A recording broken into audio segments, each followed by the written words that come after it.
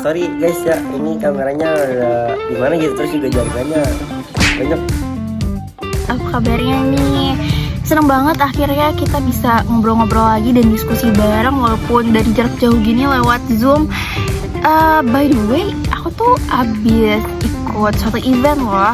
Dan dari event itu aku tertarik banget buat bahas sesuatu sama kalian. Kalau kalian ada cerita menarik atau pengalaman menarik gak sih belakangan ini? Coba share dong. Jadi kabar gue sendiri sih di sini baik ya. Gue sorry nih, gue kayak gini, gue habis main tadi sama temen gue nyoba meatball yang viral itu, antrenya panjang banget. Gue juga lagi nyobain coklat dari Dubai yang rasanya gila, hype abis gitu. Jadi gue juga ngerasa ini rasanya bikin nagih banget. Wah iya, makin banyak makanan viral yang bikin penasaran. Tapi kenapa ya orang-orang lebih excited dari makanan luar? Kira-kira kenapa ya? Pertanyaannya menarik sih. Kalian sadar nggak? Itu ada kaitannya dengan neokolonialisme yang bakal kita bahas. Bener banget, neokolonialisme itu bentuk pengaruh dari negara maju terhadap negara berkembang lewat teknologi, ekonomi, dan juga budaya loh. Dan hal itu tuh secara nggak langsung mempengaruhi kita tanpa kita sadari. Jadi pengaruh-pengaruh itu bukan lewat tentara-tentara lagi kayak zaman dulu gitu. Fenomena makanan luar yang viral di kalangan kita mencerminkan bagaimana budaya asing masuk dan memengaruhi selera kita. Ini adalah contoh jelas dari neokolonialisme, di mana budaya dan nilai-nilai luar mendominasi pilihan kita. Misalnya nih yang gue lihat mah kayak konten di TikTok dan di Instagram itu, mereka tuh kayak apa, berpengaruh banget dalam berinteraksi dalam sehari-hari kita. Kayak contohnya budaya-budaya lokal, budaya-budaya asing yang masuk dalam konten-konten TikTok dan Instagram yang gue lihat gitu. Kalian sadar gak sih? Iya, algoritma mereka tuh sering mempromosikan konten asing. Jadi kita lebih akrab sama budaya luar daripada budaya kita sendiri. Media sosial, terutama aplikasi seperti Instagram dan TikTok, tidak hanya mengubah cara kita berinteraksi, tetapi juga mengatur perspektif kita terhadap dunia. Ketika konten asing lebih banyak ditampilkan, kita berisiko kehilangan identitas budaya kita sendiri, yang merupakan dampak langsung dari neokolonialisme. Dan yang menarik di sini adalah budaya yang berasal dari luar, yaitu fashion dari luar yang mulai mendominasi masuk ke sini.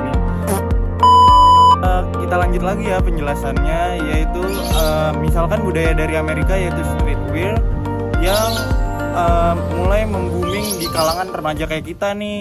Brand fashion yang mendominasi ini bukan sekedar gaya, tapi juga sebuah representasi dari neokolonialisme.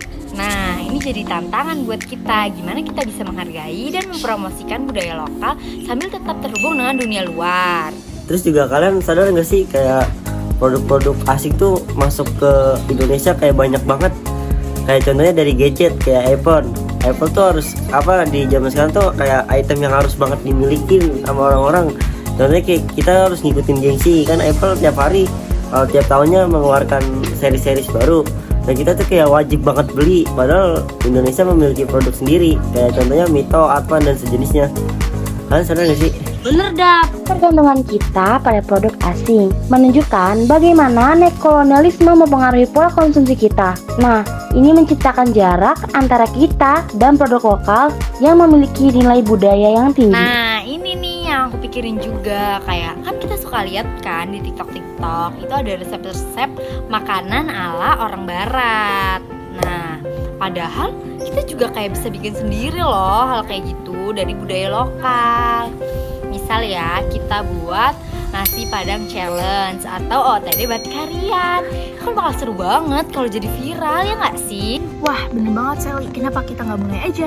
Dari media sosial kan kita bisa tunjukin betapa bangganya kita pakai fashion lokal, makanan lokal. Dan juga kayak dengan begitu kan kita bisa menginspirasi yang lain buat ikut tren lokal kayak gitu bareng kita. Jadi guys, langkah konkret apa yang kita bisa ambil dari sini? Menurut gue sih kita harus sadar dari diri sendiri ya. Nah bener banget, di pendidikan kita bisa belajar sejarah atau budaya lokal. Kita tuh nggak harus anti asing guys, tapi kita harus punya identitas sendiri. Kayak keterbukaan terhadap dunia luar tuh emang menguntungkan buat kita, tapi kita harus menghargai budaya lokal. Dan jangan lupa jaga lingkungan kita. sekarang kan banyak banget perusahaan-perusahaan asing yang eksploitasi sumber daya kita. Nah, jadi kita harus aware nih buat mendukung perusahaan-perusahaan yang emang berkomitmen dengan keberlanjutan. Mendukung produk lokal yang berkomitmen terhadap keberlanjutan adalah langkah penting dalam menghadapi neokolonialisme. Ini bukan hanya tentang memilih produk, tetapi juga tentang melindungi lingkungan dan membangun masa depan yang lebih baik. Nah, jadi guys, yuk kita lebih kritis dan bangga terhadap produk lokal. Berbagi informasi positif itu sangat penting. Jadi ayo kita jadi agen perubahan dalam lingkungan kita. Setuju banget. Yuk sekarang kita mencoba untuk lebih memilih memakai produk-produk lokal. Bukan karena ikut tren, tapi karena kita tahu kualitasnya. Dan juga, mari kita jaga identitas bangsa agar tetap kuat dan tidak tergerus oleh pengaruh luar.